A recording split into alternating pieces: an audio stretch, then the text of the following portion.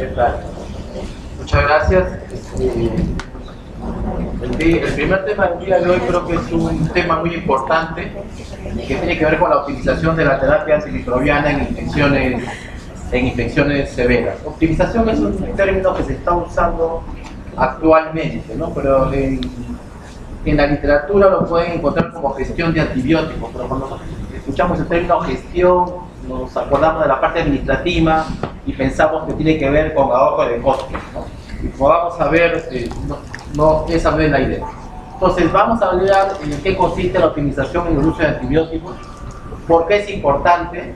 Vamos a presentar un caso educativo relacionado en cómo manejar óptimamente los antibióticos y vamos a terminar hablando cuáles son los principios, ¿no? Y en qué consiste un programa de gestión de antibióticos en un hospital.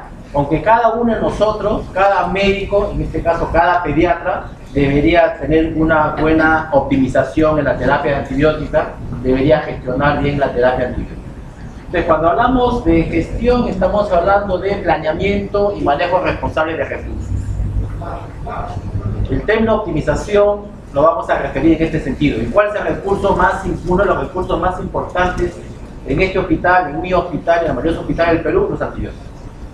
Probablemente, si yo hiciera un estudio de prevalencia de uso de antibióticos en este momento, en este hospital, por lo menos 60% de los pacientes están recibiendo por lo menos un antibiótico. Y probablemente 30, 40% están recibiendo más de un antibiótico. Y algunas veces hasta 3 antibióticos. La pregunta es, ¿estamos utilizando adecuadamente este recurso?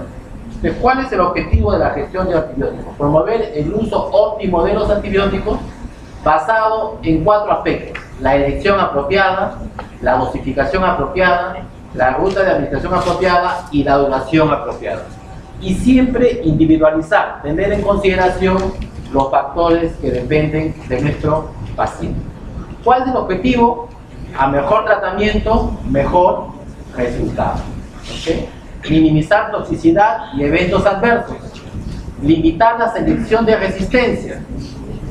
Y en cuarto lugar, disminuir los costos. Lógicamente, si yo voy a hablar con el director de este hospital y le voy a explicar de la importancia de un programa de gestión de antibióticos, tengo que hablarle de reducción de costos, porque si no, no me va a dar bola. ¿Ok? Pero en términos prácticos, para nosotros son los más importantes estos primeros tres objetivos. Pásalo, por favor. La siguiente.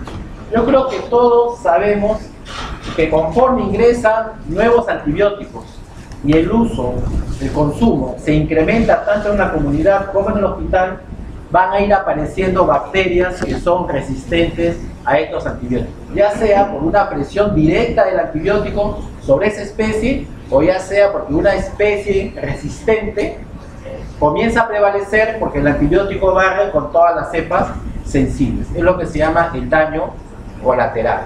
¿Okay? Ya nosotros estamos viviendo la era del neumococo resistente a la penicilina. ¿Okay? El estafilococo meticilino resistente, sobre todo de adquisición nosocomial. El enterococo vancomicino resistente. Las enterobacterias Gle positivas como la Klebsiella, la E. coli. Ya estamos en la era de la multiresistencia. En el hospital de niños tenemos pacientes con pseudomonas y acinetobacter multiresistentes, a los cuales solamente tenemos alternativas de un antibiótico que es la colistina. Y ya tenemos casos en los cuales son panresistentes, ya no le hace ningún antibiótico. ¿Eso qué significa? Que hemos vuelto a la era post-antibiótico, ¿no? Háganle cuenta que para ese paciente todavía no se han descubierto los antibióticos, porque sabemos qué germen es, pero no tenemos ninguna alternativa para ese paciente. Este es el número de nuevos antibióticos que se han ido desarrollando en los últimos años. Realmente los últimos antibióticos que disponemos son familia de los que ya conocemos o primos hermanos, pero nuevas familias todavía efectivas no tenemos. Sin embargo, el porcentaje de bacterias resistentes está en aumento. De ahí que es muy importante que todos los profesionales de la salud, sobre todo los médicos, tengamos que intervenir en el control de este problema de la resistencia bacteriana. Y para el desarrollo de esta charla he traído este caso, que es un caso que probablemente ustedes lo han visto en repetidas ocasiones, ¿no? Un niño previamente sano, en este caso un escolar, con antecedentes de vacunas completas, sin antecedentes de alergia a ningún medicamento, que inicia bruscamente con fiebre, escalofríos, malestar. Al segundo día, tos seca, poco exigente, acude a su pediatra y le indica citromicina. Y esto sucede en la práctica. Citromicina es uno de los antibióticos más usados. Y la resistencia en neumococo a la citromicina, actualmente, de acuerdo a su estudio de vigilancia, es el 40%. O sea, la citromicina no es una buena elección, ni para una faringitis estreptocócica, ni para una infección neumocócica. Sin embargo, es lo que más se prescribe. Le indica su citromicina, pero con el diagnóstico de faringitis, que es el diagnóstico más común, también dicho sea de paso, pero por persistencia de fiebre y disnea, acude a emergencia. Antecedente, asma controlada, es un deportista que juega en un equipo de fútbol, ¿no? Y refiere que un día previo a la aparición de los síntomas, jugando fútbol, sufrió una caída y un golpe en la región glútea. El paciente a la hora que ingresa está febril, taquipnéico, taquicárdico, por saturación del 92%, su llenado capilar estaba apropiado, su presión también, estaba alerta, quejumbroso, el murmullo estaba disminuido, escasos crepitantes, ¿no? Había una lesión contusa en la región sacra sin solución de continuidad. Y le piden su hemograma, tenía leucocitosis, neutrofilia, PCR alto, hiponatremia. Entonces, y le toman esta radiografía de tórax. Pero lo primero que nosotros tenemos que considerar cuando yo tengo un paciente es severidad de enfermedad. ¿Ok? Porque dependiendo de la severidad de enfermedad es qué conducta voy a tomar. Lo manejo ambulatoriamente, lo hospitalizo o de frente lo tengo que pasar a unidad de cuidados intensivos. ¿Ok? El otro aspecto en mi historia clínica son los factores de riesgo. O sea, yo creo que no hay duda para ninguno de nosotros que este paciente tiene una neumonía. Y no solamente una neumonía, sino una neumonía severa. Porque es una neumonía severa, es una neumonía con sepsis, el paciente está séptico, tiene taquimia, taquicardia. Es una neumonía bilateral. ¿Ok? Entonces la otra pregunta es, de acuerdo a la estadística bacteriológica, ¿cuáles son los agentes etiológicos más frecuentes causantes de neumonía en la comunidad? En este grupo etario. Yo creo que todos diríamos neumococo. Pero este paciente tiene un factor de riesgo adicional. Asmático. Uno es asmático, ¿no es cierto? El niño asmático. Los niños con asma tienen mayor riesgo de uso previo de antibióticos, por lo tanto de ya colonización nasofaríngea por bacterias resistentes de la comunidad. El otro factor de riesgo es que es deportista. O sea, las personas que frecuentan conglomerados, ¿no?, tienen mayor riesgo de transmisión de agentes infecciosos, y uno de esos es el estafilococo meticilino resistente de la comunidad, que se ve generalmente en niños deportistas que practican lucha libre. Y el otro factor de riesgo, como mencionó la doctora, es el antecedente de caída. ¿Ok? El antecedente de caída. Es un paciente que no comenzó como un cuadro respiratorio viral, que luego se complicó, ¿no? Estaba bien y bruscamente. ¿De cuál creen ustedes que puedan hacer las etiologías de esta neumonía bilateral, multifocal, en un paciente séptico?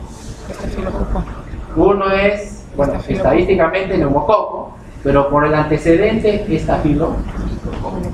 No sabemos si es meticilino sensible o meticilino resistente de la comunidad. ¿Okay? Entonces, ¿cuál creen ustedes que sería? No hay duda que este paciente lo hospitalizamos. Si tenemos una unidad de cuidado intermedio, lo pasamos a una unidad de cuidado intermedio, ¿ok?, para monitorización. ¿Cuál creen que sería la elección antimicrobiana más apropiada para este paciente? ¿Qué opinan? ¿Una residencia? Doctora. Que la medicina para cubrir estafilococo meticilino resistente de la comunidad Oxacilina. A ver, una fórmula. Doctora, ¿usted qué me dijo? Yo le agregaría ¿Qué le daría? clindamicina, oxaclina. Oxacilina, clindamicina. Doctora, ¿usted? Le agregaría oxa, pensando, bueno, que puede ser ¿A qué le agregarías oxa? Clinda también podría ser. Oxaclina. ¿Otro residente?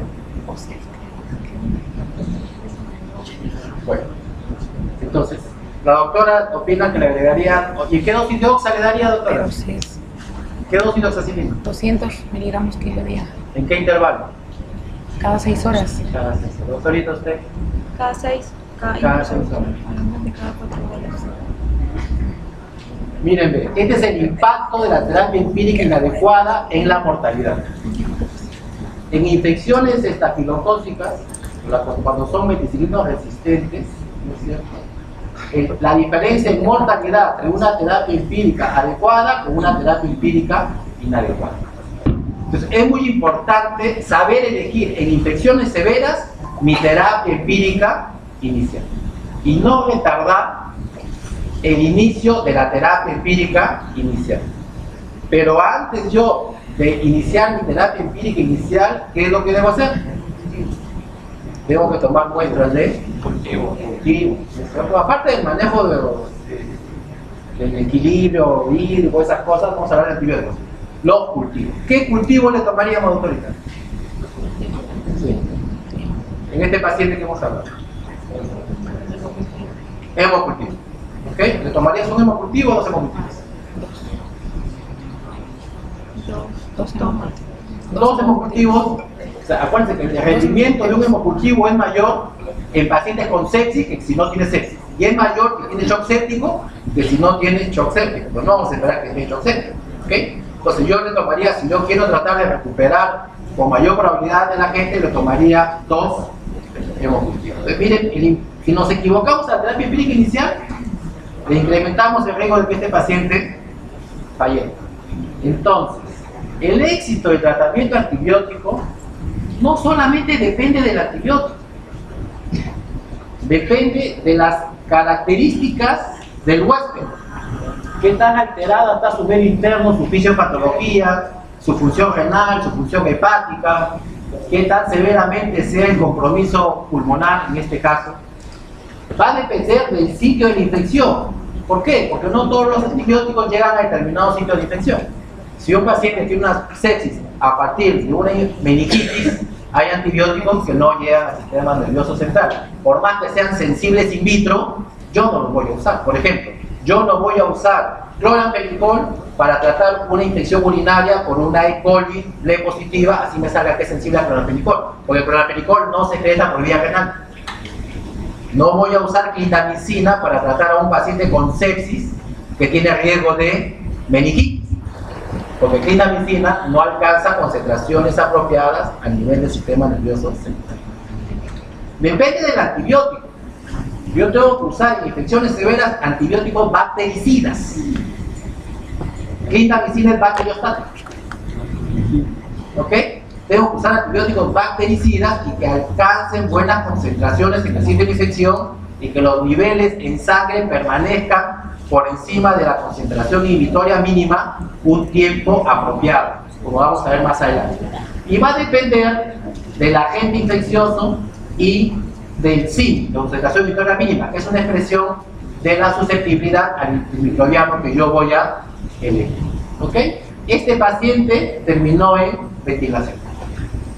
Entonces, si el paciente se me descompensa en la emergencia, yo lo hospitalicé y entra a ventilación, ya le tomamos dos hemocultivos y necesita intubarlo y le intubo, ¿qué otra muestra le tomaría?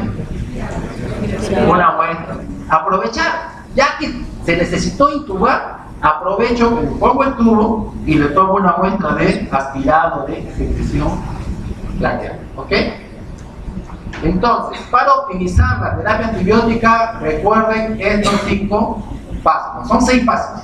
Primero escuchar lo que yo le voy a decir y luego los 5 pasos. ¿Ok? Primero, elección del régimen antibiótico óptimo. ¿De qué va a estar basado? En la severidad de la enfermedad, el patógeno más probable que estamos hablando en este momento, que puede ser neumococo, estafilococo o estreptococo piógenes, porque estreptococo piógenes también es un patógeno asociado a traumatismos. ¿Okay? La probabilidad de resistencia, entonces ya les he dicho, en nuestro medio los estudios de vigilancia indican que 40% de los neumococos son resistentes a macrólidos. O sea, no vamos a usar macrólidos, aparte que va a tener. ¿Okay?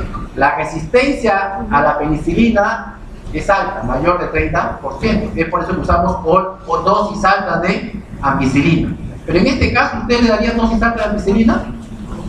No, porque les quedaría corto.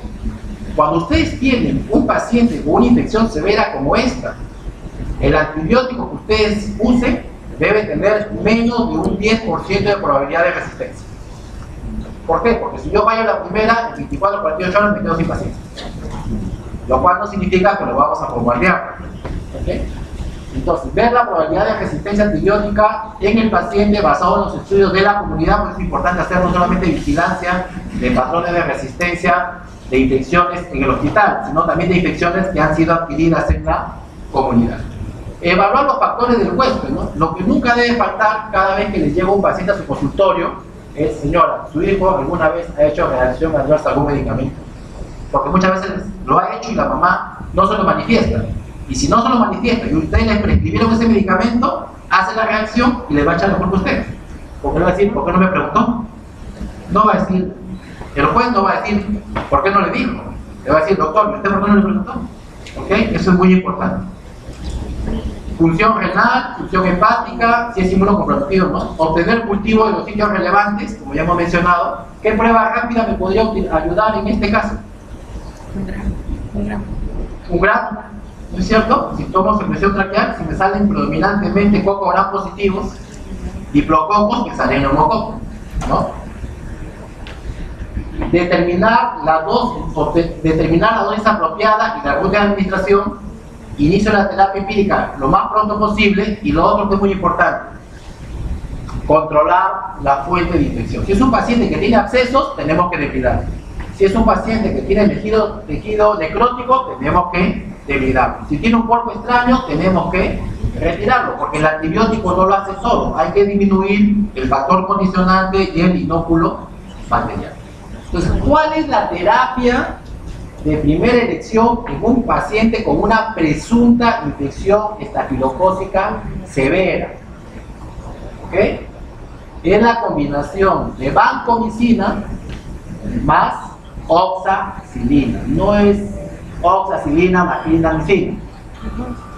Es vancomicina en pacientes con presunta infección estafilocócica severa, potencialmente mortal, como es este paciente. No estamos hablando de las neumonías secundarias, en el paciente que no está tóxico, no, estamos hablando de una situación como esta. Entonces, en infecciones potencialmente mortales, septicemia, como este paciente, endocarditis, infección del templo central, es vancomicina más oxacilina. Y la oxacilina la usamos a 200 miligramos por kilo, pero tenemos que usarlo en intervalos de cada 4 horas.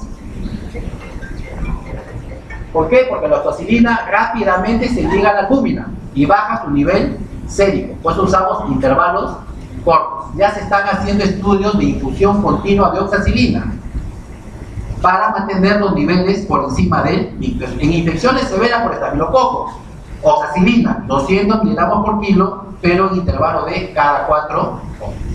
Y lo otro es la vancomicina. En infecciones severas que amenazan la vida, tenemos que usar dosis de carga de vancomicina. ¿Ok? Usamos en niños 25 miligramos por kilo, que es la dosis de carga, y luego continuamos 15 miligramos por kilo cada 6 horas. Porque muchas veces pensamos, vancomicina 60 miligramos por kilo si es meningitis. Si no es meningitis, 40 miligramos por kilo. El problema es que los niveles son impredecibles de vancomicina, por eso uno de los antibióticos para los cuales se recomienda el dosaje de niveles séricos de antibiótico es vancomicina. Como en nuestros hospitales no disponemos de dosaje de niveles séricos de vancomicina, si ustedes tienen un paciente con una infección severa que presume que es estafilococo y van a usar vancomicina y esa infección es potencialmente mortal, denle su dosis de carga y luego continúan 15 miligramos por kilo cada 6 horas. ¿Okay? Ahora, si la prevalencia de estafilococo meticilino resistente en mi comunidad es más del 10%, o sea, es alta, y el paciente no tiene una infección potencialmente mortal, la recomendación es usar vancomicina. Estamos hablando de prevalencia de MARSA más del 10%. Vancomicina, 15 miligramos, no necesita dosis de carga y el intervalo puede ser cada 6 o cada 8. Si además de tener una prevalencia mayor del 10% de infección resistente, pero la prevalencia de resistencia a clindamicina es menos del 10%, yo sí podría usar clindamicina. Pero estamos hablando de infecciones que no amenazan la vida, una celulitis, ¿ok? Pero estamos hablando en situaciones en las cuales la prevalencia de MARSA de la comunidad es mayor del 10%, lo cual no es nuestro país. En nuestro país, la prevalencia de MARSA de la comunidad es menos del 1%. Menos.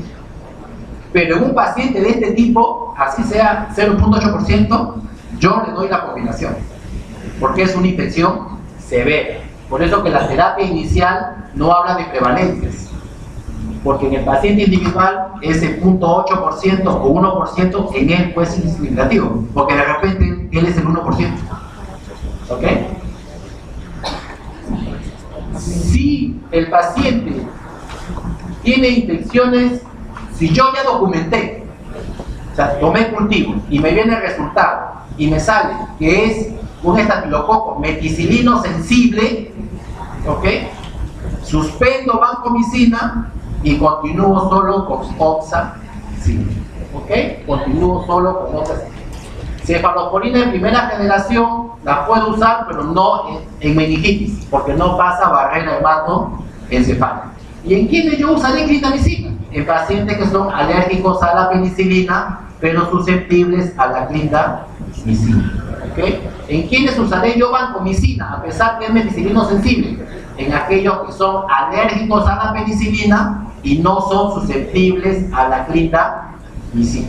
¿Okay? Vancomicina no es mejor que oxacilina. Si yo tengo un estafilococo meticilino sensible, mejor es oxacilina que vancomicina. La evolución es mejor, la mortalidad es menor. Porque muchas veces tienen al paciente, tienen el aislamiento y dicen, no, lo dejamos con vanco y le quitan la oxi, a pesar que es meticilino sensible. La evolución es más torpe, porque la difusión de la vancomicina en los diferentes tejidos es menos predecible, sobre todo cuando hablamos de pulmón. ¿Ok? ¿Qué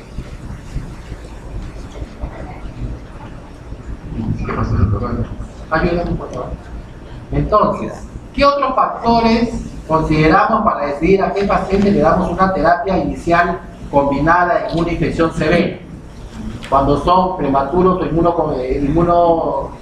o son inmunocomprometidos, depende de la inmunocompetencia, si tienen condiciones crónicas. En este caso, la decisión de darle una terapia combinada para cubrir tanto MARSA de la comunidad meticilino resistente como estafilococo meticilino sensible de la comunidad fue la severidad de enfermedad. Yo no podía fallar con mi primer esquema antibiótico. En este caso fue la condición.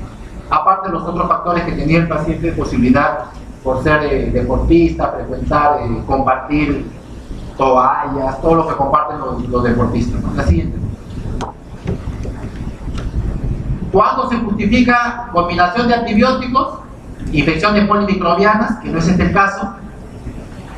Neutropénico febril, tampoco es el caso. Endocarditis bacteriana, por lo menos todavía no se había descartado en ese momento.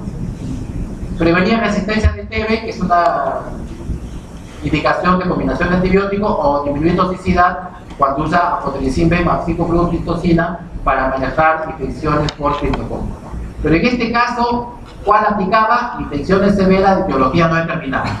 Yo todavía no sabía si era estafilococo meticilino sensible o meticilino resistente, o de repente era neumococo. La siguiente.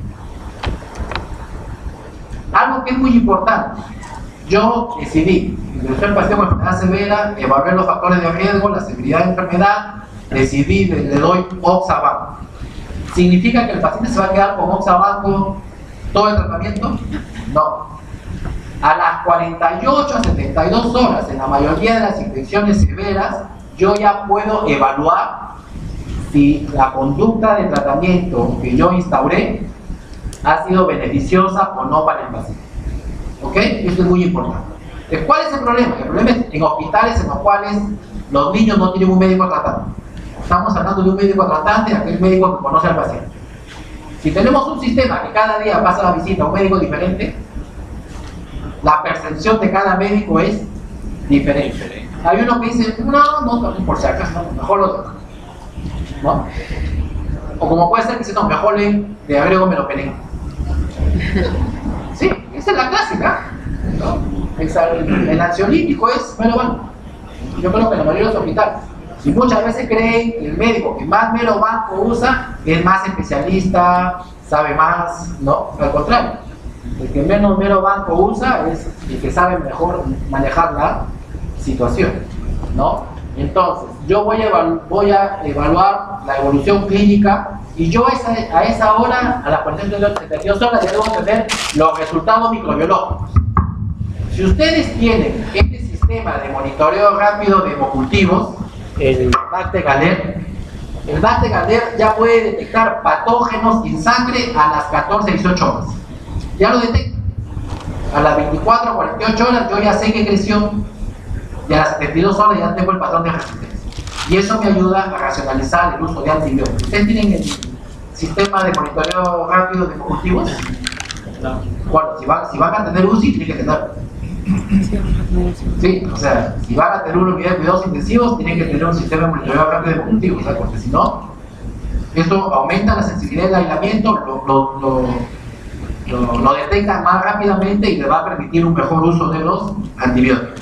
Ya decidiremos, de acuerdo a la evolución, si continuamos con el mismo esquema, si cambiamos uno de los medicamentos, si suspendemos uno de los medicamentos a un antibiótico de menor espectro. Reajustaremos la dosis si vemos que es necesario y ya a las 72 horas yo diré, bueno, a este paciente es candidato para un curso corto de tratamiento, 7 a 10 días. O diré, no, este paciente por lo menos 2 a 3 semanas. O de repente diré, no, por lo menos 4 semanas o más. ¿Ok? Y siempre considerar la posibilidad de suspender antibióticos. Por ejemplo, un motivo frecuente de uso de antibióticos en hospitales es la bronquiolitis, que son catalogadas como neumonía. El médico que lo admite de emergencia sabe que es una bronquiolitis, pero como tiene miedo, le pone descartar neumonía y le pone ampicilina a altas dosis cada 6 horas. Pasa 48 horas, todos están de acuerdo que es bronquiolitis, pero nadie se atreve a quitarle la ampicilina. ¿Ok? ¿Está bien? Entonces eso también nosotros tenemos que saberlo manejar en la práctica y eso vamos adquiriendo con la experiencia. Bueno, ¿qué salió en este paciente? Un hemocultivo positivo a estafilococo aureus meticilino sensible. O sea, era una sepsis, tenía bacteriemia con neumonía. Era una enfermedad que amenaza la vida. Entonces, como hemos mencionado, la elección de la terapia empírica inicial depende de la prevalencia de MARSA en la comunidad. En nuestro medio, la prevalencia de MARSA es menor del 10%. Pero en infecciones que amenazan la vida, como usamos oxa más vancomicina. Una vez que me viene el resultado que es meticilino sensible, suspendo la vancomicina, porque persistir con la asociación me va a dar más problemas de reacciones adversas y de problema renal. Y la vancomicina es menos efectivo que la oxacilina cuando es meticilino sensible. ¿Qué pasa si me sale que es meticilino sensible? Yo sigo con la oxa 200 por kilo en intervalo de cada 4 horas y el paciente me sigue teniendo hemocultivos positivos. Entonces, no, era resistente. No, lo más probable es que tenga una tromboflebitis séptica, haya hecho una endocarditis o tenga algún absceso no drenado y ustedes lo reconocieron y no lo drenaron porque pensaron que solo con antibióticos va a mejorar o es un foco supurativo que ha aparecido en el transcurso de la evolución. Por ejemplo, una osteomielitis, ¿ok? O un absceso renal o un absceso esplénico, ¿ok? Y recuerden que la mayor mortalidad es cuando hay la asociación de neumonía con endocarditis. Por lo tanto, en este paciente suspendimos la vancomicina y continuamos solo con oxacilina 200 miligramos por kilo en cada 4 días. ¿Por qué es útil el antibiograma? porque nos guía la elección de la terapia empírica inicial. Si usted ya tiene su estadística bacteriológica, pongamos, hace vigilancia de las bacterias por estafilococo aquí en una comunidad, y como en el caso nuestro sabemos que la prevalencia de MRSA es menor del 1%, en infecciones no severas usamos solo oxacilina, en infecciones que no comprometen la vida. Y también sirve para el paciente, o sea, no solamente sirve para su terapia empírica inicial en general, sino para el paciente individual, porque una vez que yo ya sé que es medicilino sensible, le suspendo la vancomicina, ¿ok? Y ustedes pueden estratificar comunidad versus hospital por servicios, quemados, UCI, y por poblaciones, pediátricas, adultos. ¿Qué sucede si les viene un estafilococo meticilino resistente de la comunidad? Si ustedes tienen un estafilococo meticilino resistente de la comunidad, que le viene en el triorama si les viene eritromicino sensible y clindamicino sensible, créanme, es sensible la clindamicina. Pero si ese estafilococo meticilino resistente de la comunidad le viene eritromicina resistente y clindamicina sensible, no le crean que es sensible la clindamicina. En laboratorio tienen que hacerle el test, el D-test o test D, en el cual en un agar ponen un disco de eritromicina y un disco de clindamicina. ¿Qué es lo que se ha observado? Que hay cepas de estafilococo aureus meticilino resistente de la comunidad que tienen un gen el cual expresa la resistencia cuando es expuesto a la clindamicina. O sea, in vitro le sale que es sensible. Ustedes le dan la clindamicina, las primeras 24 o 48 horas parece que va bien y luego empeora. Entonces, si tienen un paciente con estafilococo MRSA de la comunidad, resistente a la eritromicina, sensible a clindamicina, pero T-test positivo, no dan clindamicina. Tienen que darle vancomicina. ¿Por qué medicina resistente? ¿Ok? Entonces, si su laboratorio no hace T-test, tiene que hacer el D-test si ya han tenido cepas de estafilococo meticilino resistente de la comunidad. El tercer paso en la optimización de la terapia antibiótica es la monitorización farmacocinética farmacodinámica. Esto es muy importante para asegurar que llegamos a rangos terapéuticos, para reducir el exceso de los niveles que puedan llevar a nefrotoxicidad, para reducir estancia hospitalaria, mortalidad. Por ejemplo, oxacilina les expliqué que se une rápidamente a la albúmina, por lo tanto los niveles séricos rápidamente bajan después de la administración endovenosa. Es por eso que en infecciones severas, para asegurar que el nivel permanezca por encima del pic, lo usamos cada 4 horas o en infusión continua. En el caso de la vancomicina, como demora 2 a 3 días en alcanzar un nivel sérico estable, es por eso que damos la dosis de carga, 25 miligramos por kilo, y luego a las 6 horas 15 miligramos por kilo cada 6 horas. Esto asegura un nivel valle de 15 a 20 microgramos por mililitro, que está asociado a eficacia terapéutica. Ayúdame, por favor.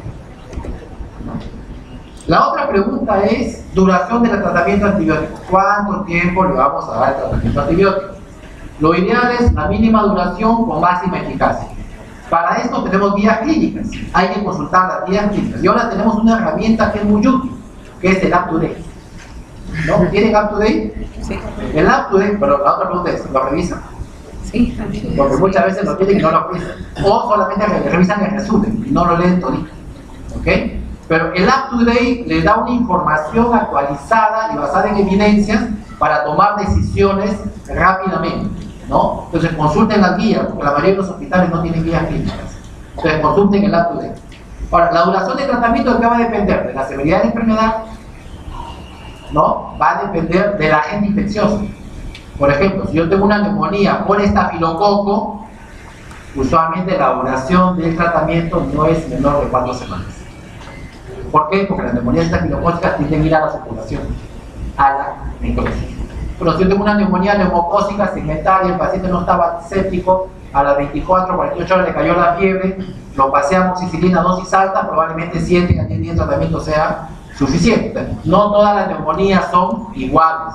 Entonces, en el caso de bacteremia por estafilococo, la duración mínima es 2 semanas. Pero cada vez que yo documente bacteremia por estafilococo, tengo que hacer una ecocardiografía. Porque un 20% de pacientes con bacteremia por estafilococo hacen endocarditis.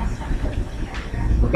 Y es un motivo por el cual la fiebre no cae o el hemocultivo persiste positivo. Y en el caso del estafilococo, la duración es por lo menos 4 semanas dependiendo de la evolución.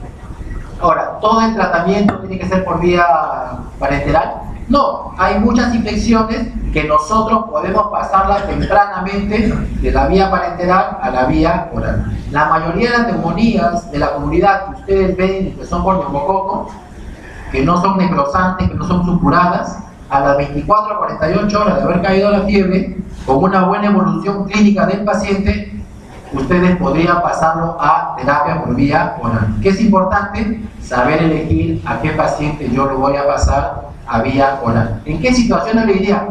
Con estos pacientes no prueben terapia desescalonar de la vía parenteral a oral tempranamente. En meningitis no lo hagan, en endocarditis tampoco, en absceso cerebral tampoco, y en pacientes inmunocomprometidos solamente los especialistas. Ustedes no hagan manejo secuencial en inmunocomprometidos. ¿De qué va a depender que yo decida a mi paciente completar el tratamiento por vía oral de forma temprana?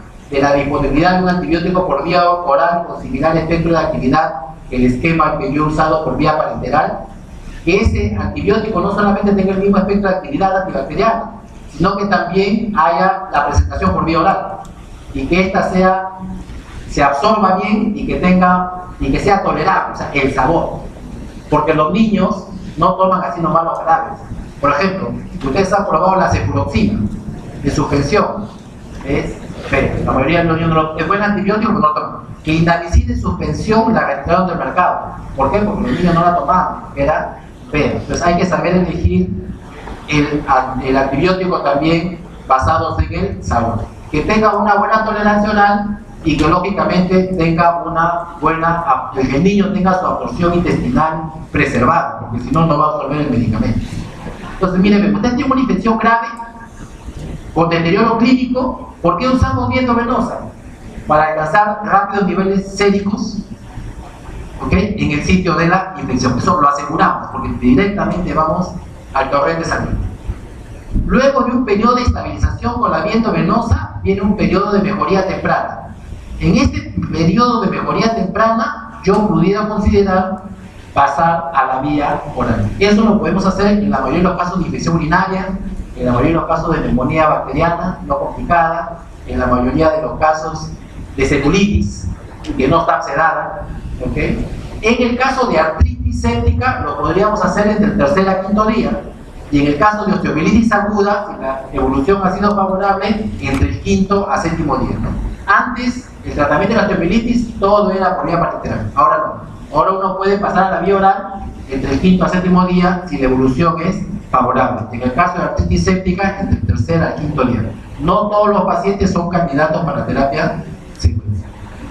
¿Cuáles son los mejores antibióticos para terapia secuencial? Aquellos que se absorben por lo menos un 60%.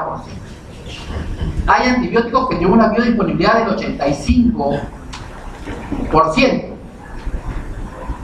Metronidazol, cotrimoxazol, levofloxacino, clindamicina, doxiciclina, linezolid, cloraphenicol.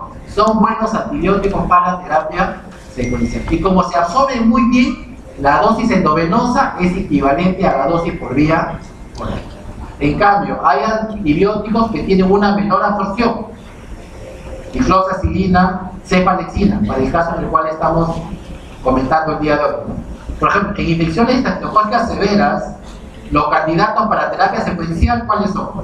Si es por vía la misma dosis endovenosa y oral, siempre y cuando sea sensible, ya estamos hablando que el paciente ha mejorado, se han drenado los abscesos, se ha eliminado el tejido necrótico, se han retirado los cuerpos extraños, clindamicina, linezolid, cotrimoxazol, las dosis endovenosas y orales son equivalentes.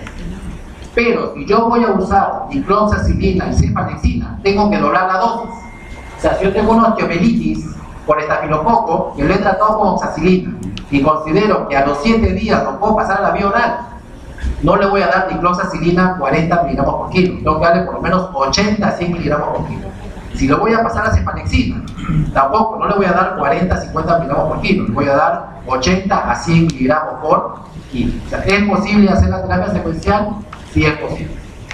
¿Cuáles son los elementos del programa de optimización de la terapia antibiótica? Uno es compromiso de la gestión del hospital, ¿no? Tiene que comprometerse con dar los recursos para los aislamientos microbiológicos, la disponibilidad que el laboratorio recepcione los cultivos, las muestras de cultivo las 24 horas del día, ¿no? Para que no haya la disculpa de que se comenzó antibiótico y no se lo tomó cultivo porque el laboratorio no hacía la prueba, o porque el laboratorio solamente recibe las muestras de 8 a 5, que eso sucede en muchos hospitales.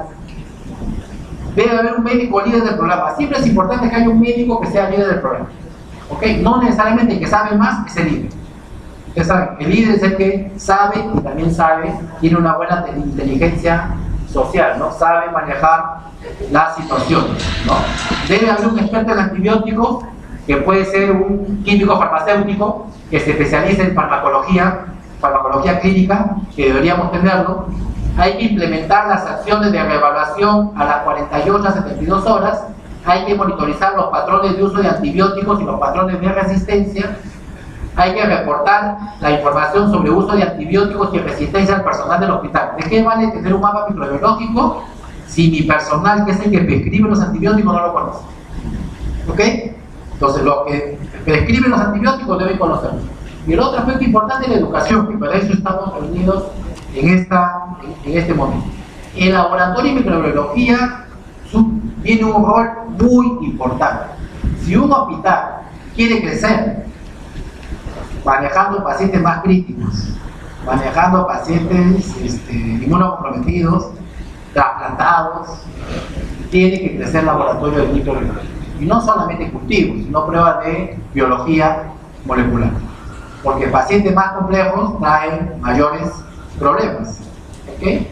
Y laboratorio de microbiología debería estar disponible las 24 horas del día, los 7 días de la semana.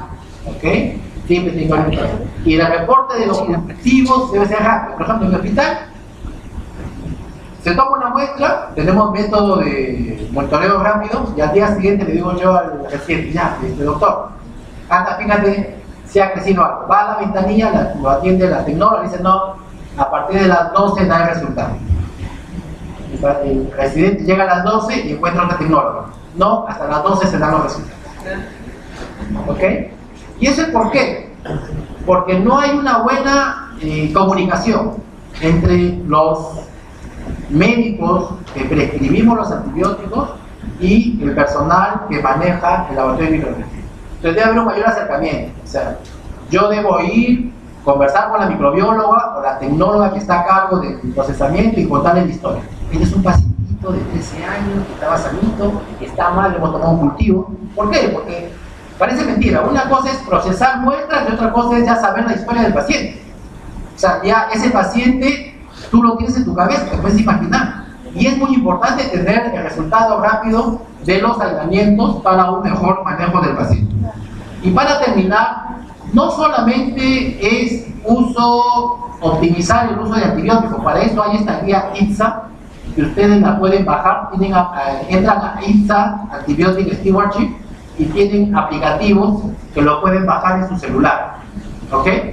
Y no solamente es promover el uso óptimo de antibióticos, sino también promover el control de infecciones. O sea, tengo un paciente con una infección, evitar que el agente que está causando la infección en este paciente sea transferido al otro paciente. Por lo tanto, el uso óptimo de antibióticos por los médicos, los programas de gestión de antibióticos del hospital deben trabajar de la mano con el programa de control de infección. Ok, muchas gracias por esta primera conferencia. No sé si tienen alguna pregunta o alguna duda que les haya quedado. El